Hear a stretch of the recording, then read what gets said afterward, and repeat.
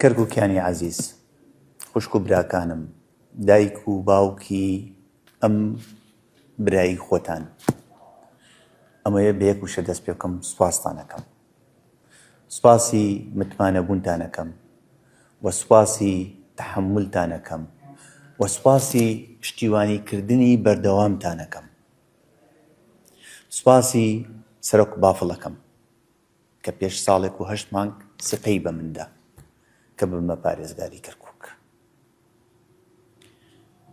ئێستاکە شتێکی تر هاتوتە ئاراوە کە لە ئیرادی من نییە. دەبێت لەم شوۆنە من نەمێنم. لەگەڵ دەست بەکاربوونمان کۆمەڵێک تەحەدیاتی زۆر گەورە هاتەوە ڕوبەڕوومان بووە. تەحەدیاتی ئەمنی، تەحەدیاتی ئیداری و مالی. کەرکووکیەکان ئێوە ئەزانن لە ساڵێک و 8 مانگی کارکردنی من میزانیم بۆ نەهات. تەنها بڕێکی بچووک لە پارەی پترۆدۆلار کە دەکاتە 170 بودجەی محافزەیەکی ساڵێکی پێشووتر بۆ ساڵێک. ئەگەر ڕوبعی میزانی محافزەکانی پێشووتر ساڵانە بۆ من بەهاتایە کەرکووکم ئەکرد بە شارێکی دیکە لەگەڵ هەموو ئەو تیمەی کە لەم حکومەتە پێکۆ بەشدار بووین و ئەنجومەن. بەڵام بەداخەوە ئەوە ڕووی نەدا. ئێمە نەوەستاین خزمەتی خەڵکمان کرد.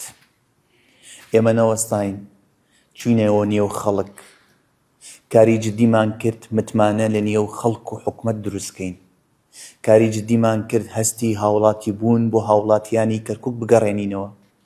کاری جدیمان کرد و کە لە ناخی دڵمەوە بڕوان پێکەوە ژیانێکی ڕاستەقینە لە نێو پێکهاتەکانی کەرکووک دروست بێت. و کاری خزمەت گوزاریەکانمان بۆ دێهات و قەزاکان و بۆ نێو شار و بۆ سەدان گەڕەک کە پێشووتر هەمووی مەحروم کرابوون، ئەمانە هەمووی بۆ خەڵک بەرجێهێڵن. کاری جدیمان کرد کە کۆمپانیایی ئیستیسماری حەقیقی بێنینە شارەکەمانەوە کە ئەمڕۆکە بیپی لە کەرکووکە و شەریکاتی تر کە ساڵانی داهاتوو هەموو ئاساواری ئەوی شانە دەرەکەوێت. زۆر بە ئەمانەتەوە کارم کرد و زۆر لە خوای خۆم دەپاڕامەوە کە بێبەشم نەکا لە پشتیوانی کە پشتیوانی لێکردوم. سوپاس بۆ خوا. دەمەوێت ئەوەتان پێ بڵێم کە پێشماوەیەک من یەکێک بووم لە کاندیدەکان بۆ پەرلەمانی عێراق. بە جوهدی ئێوە، بە دەنگی ئێوە نیزکی 100,000 دەنگمان هێنا. من نەڕۆشتم بۆ پەرلەمان. پێش ماوەکانی تر پۆستم پێدرا لە بەغدا و ئێستا عەرزی پۆستم بۆ کرا بۆ بەغدا. من هیچیانم قبوڵ نەکردووە. تەنها دەمەوێت لە کەرکووک بم، تەنها دەمەوێت خزمەتی مناڵانی کەرکووک بکەم. بۆیە دیارە من قەرارێکم داوە. قەرارەکەشم زۆر وازەحە کە پێشووترش وتوومە. ئەگەر مدیری ناحیەیەک بم، ئەگەر فەرمانبەرێک بم لە کەرکووکە مێنمەوە. قەرارم داوە کە لە کەرکووک بێنمەوە. دایکە عەزیزەکان، گەنجەکان، براکانم، خوشکەکانم، ئێوە بێکەس نین لە کەرکووک و بێکەسیش نابن لە کەرکووک. جوتیاران بە خۆتان ئاگادارن چۆن بە ژیرانە و بە سیاسەتێکی حەکیمانە زۆرێک لە کێشەکانی ئێوە چارەسەر کرا. من نایاڵم ئێوە بێکەس بنەوە جارێکی دیکە. قورسە بۆ من بمێنمەوە لە پارێزگای و دیوانی پارێزگای کەرکووک لە پۆستی محافز دەرچم و پۆستی جێگری یەکەمی محافز قبوڵ کەم. بەڵام کردم. قبوڵم کردووە. تەنها خوا شاید بێت دەمەوێت خەڵکی کەرکووک بێکەس نەبێت. کە پێشووتر یەکێک لە پێکهاتە سەرەکیەکانی کەرکووک کە کورد بوو بێبەش کرابوو لە ئیدارەیەکی پێشووتر، لە عەقڵەتێکی پێشووتر. نامەوێت جارێکی تر ئەوە دووبارە بێتەوە. پرۆژەکانمان کە ئەساسمان بووی دانا، دەوائری دەوڵەت کە بەرەو موئەسسەساتی بردیانمان، نامەوێت جارێکی دیکە بگەڕینەوە بۆ سەفر. کێشەکانی کەرکووک کە زۆر هێوردە و وردە کێشەمان چارەسەر کرد، کە خەڵکمان دڵخۆش کرد لە نزیک بوونەوەیان، لە ئاگابوون لە کێشەکانیان.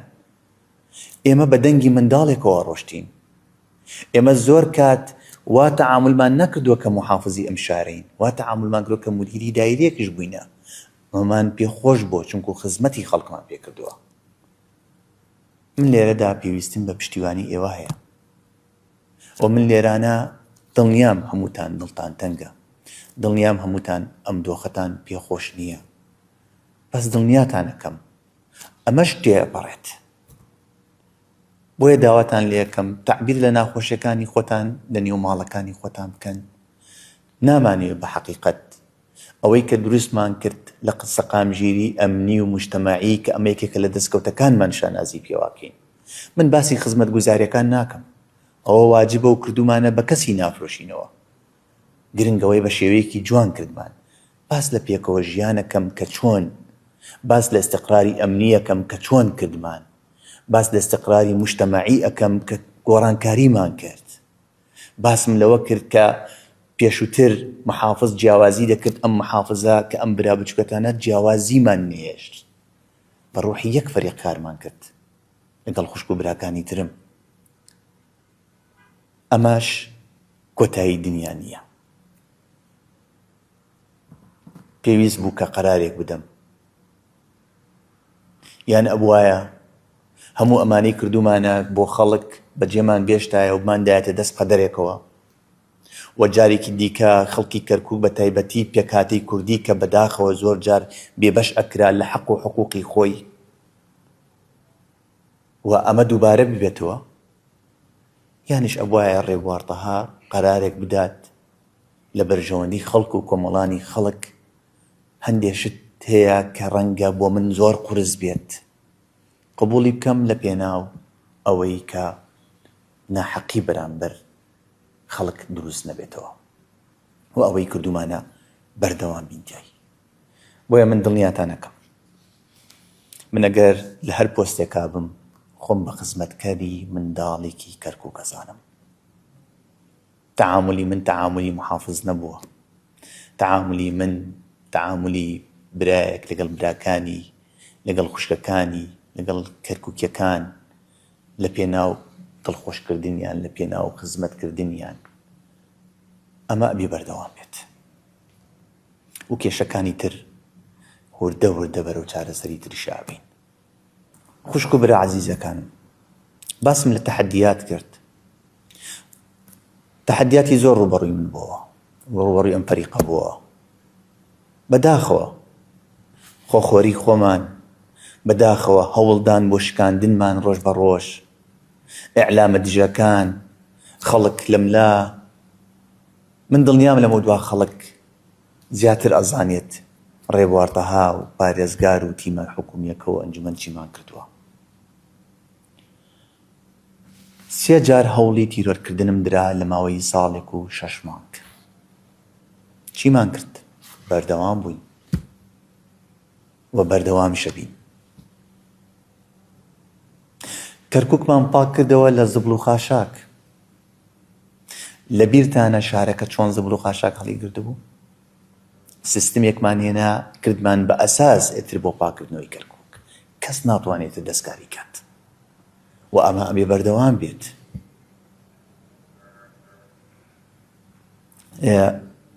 من سوپاسان ئەەکەم. چی بڵێم لە ئاستی خەڵکی کەرکووک هێشتا بکەمە بە باشە و داوای لێبوردنتان لێ یەکەم و تکاتانیش لێ یەکەم گردن مازاکەن و تکاتان لێ یەکەم خۆڕاگری ئێوە بۆ من زۆر گرنگە و مانەوەی ئێوە لە کەرکووک و بۆ پشتیوانی ئەم برایەتان بۆ من زۆر گرنگە، چونکو بە نەتیجە ئێمە مانەوێت ئەم شارە بەرەو قۆناغێکی ترابەرین کە هەنگاوی جدیمان بمەوەنەوە. پۆستی پارێزگاری ئێستەی کەرکووک کە برایەکی تورکمان دەبێت جیاواز دەبێت لەگەڵ ئەو کاتی کە من پارێزگار بووم. هەموو دەسەڵاتەکانی ئیداری و مالی بە تەوافق دەبێت لەگەڵ هەردوو جێگرەکەیە، جێگری یەکەم و جێگری دووەم. ئەو سەردەمە کە ئێستا ئەم برادەرە دەست پێ دەکات جیاوازە لەگەڵ ئەوەی کە ئێمە بووین. ئەمە یەکێکە لەوانی کە نابێت قەرار بەتەنها پارێزگار بیدا، دەبێت هەردوو جێگرەکەی بەشدار بن و موافق بن لە قەرار، بۆیە بێ خەم بن کە نایڵین جارێکی دیکە کەم و کوڕێکی تر ڕوو بداتەوە یان نەحەقێکی تر ڕوو بداتەوە بەرامبەر ئێوە. پێکەوە ژیان بەلامانەوە گرنگە، ئستقرار بەلامانەوە گرنگە. وەکو ئاماژەم پێکرد لە دەسەڵاتی منە نەبوو و بەردەوام دەبین لەسەر ڕێبازەکەی جەنابی مام جەلال بۆ خزمەتکردنی هەموو کەرکووک و کەرکووکیەکان. ئێوە هەر شاد بن، ئێوە هەر سەرفراز بن. تەنها ئەوەنداڵێم ئەوانی کە دایکن دایکەکان بێبەشم مەکەن لە دوعاکانتان، ئەوەی کە باوکن بێبەشم مەکەن لە دوعاکانتان.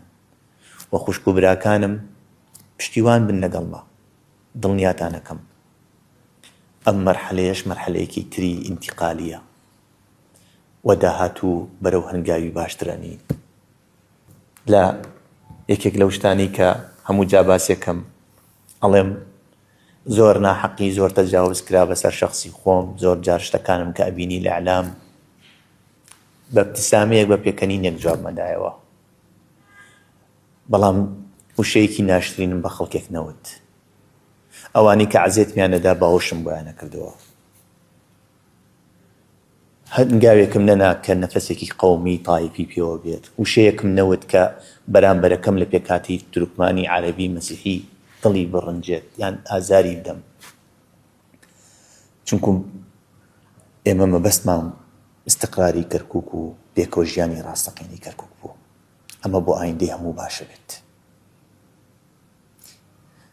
جارێکی دیکە ئێوە هەر شاد بن، ئێوە هەر سەرفراز بن، وتکایەکی برایانە گردنم ئازاکەن، وتکایەکی برایانە داوای لێبوردن لە هەمووتانەکەم دێم قبوڵکەن.